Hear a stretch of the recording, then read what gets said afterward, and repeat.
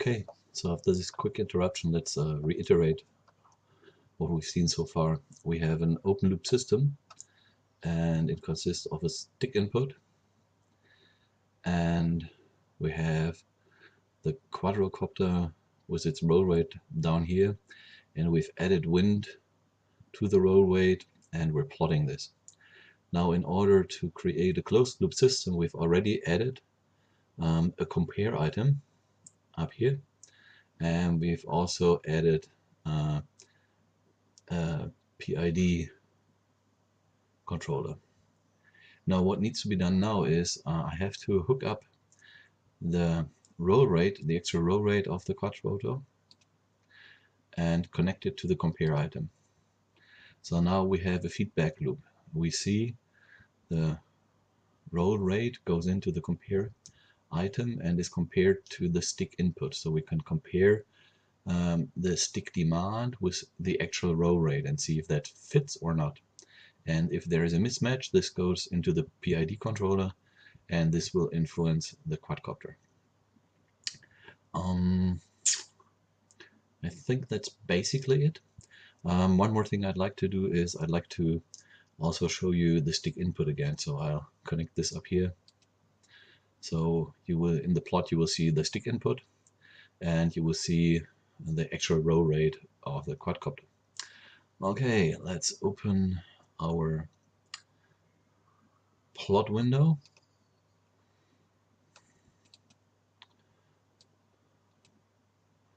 And let's run the simulation real quick so that you can see what happens.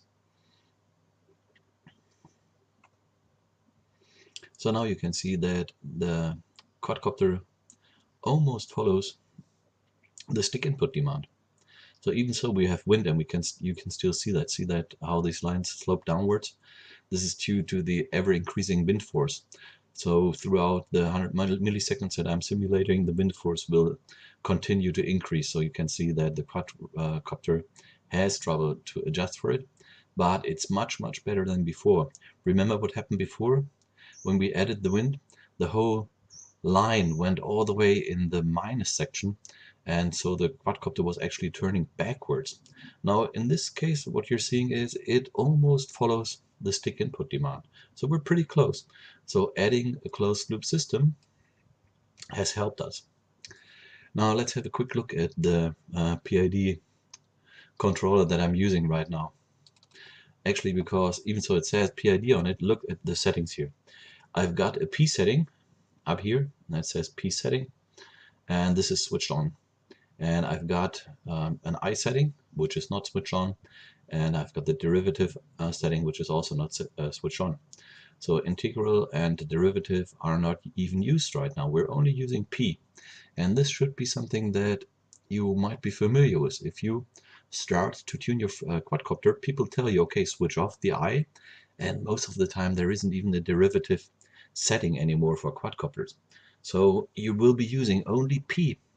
And what people tell you to do is, okay, check your P setting and see how much you can increase it before the quadcopter actually starts to vibrate. And let me see why that is. Right now we're using a P setting of 20, and let's increase that to 100. And so right now we have a P setting of 100 in here, and let's run the simulation again. Look at this. So what you can see is the higher the P setting is, the better the quadcopter follows the stick input. You can still see some drift here, so it's not good enough. So you might think it might be a good solution to crank up P as much as you can. And that will finally lead us to a problem. And let me first show you the problem. Let's see, what can we do? Oh yeah, let's crank it up, and I think, if I remember correctly, it was somewhere around 2500. Let's see how that looks. And let's simulate it again. Can you see what happens? So right now, the quadcopter does not go back to the settings. It actually starts to oscillate, and oscillates more and more and more and more and more, and it will never stop to oscillate. And I can also show you a little bit something very similar in the videos that we've looked at before. Let's switch that on. So the guy who's doing this video, he is also ramping up the P setting, and he will ramp it up until he finds a point where the quadcopter starts to oscillate. And let's have a look at that. Okay, there. Let's make sure that applies. So he's adding more. There we go.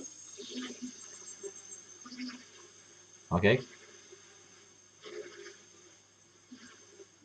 That just goes to show. I generally. Okay, so did you see that? So he also ramped up the P setting, and the quadcopter started to oscillate more or less violently. In my simulation, it oscillates very, very badly. In his picture, it was not that bad.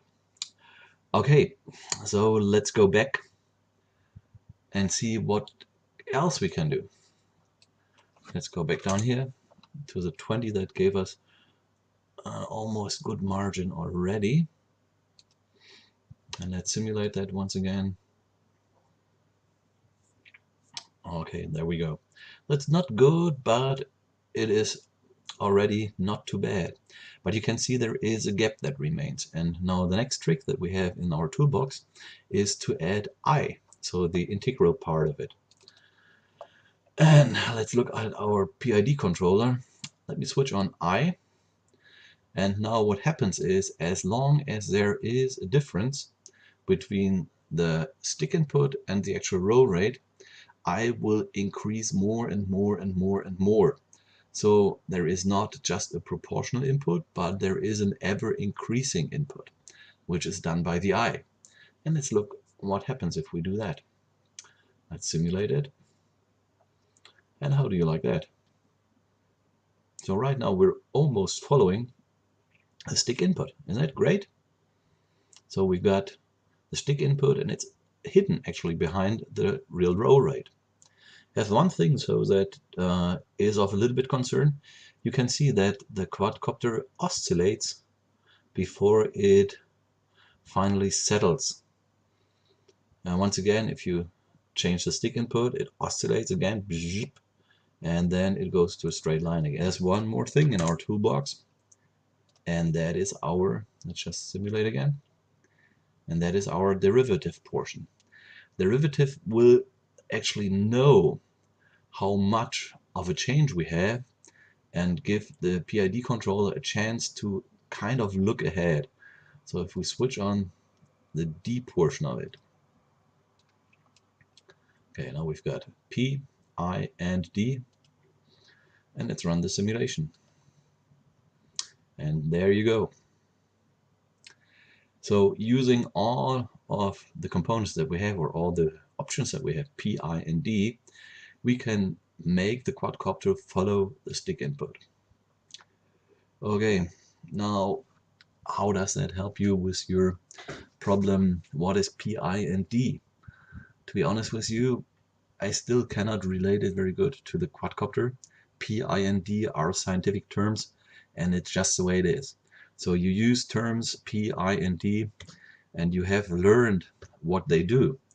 Now, one thing that you might want to take away with you is always start with a P setting and see when the copter starts to oscillate. And if you do not like the oscillation, back up a little bit and then switch on the I setting and play around with it a little bit to make sure it follows your desired path. Typically with a quadcopter, I do not see D settings at all, but that depends. If you have that as well, you've got like 3 components that you have to play around with. Now my advice would be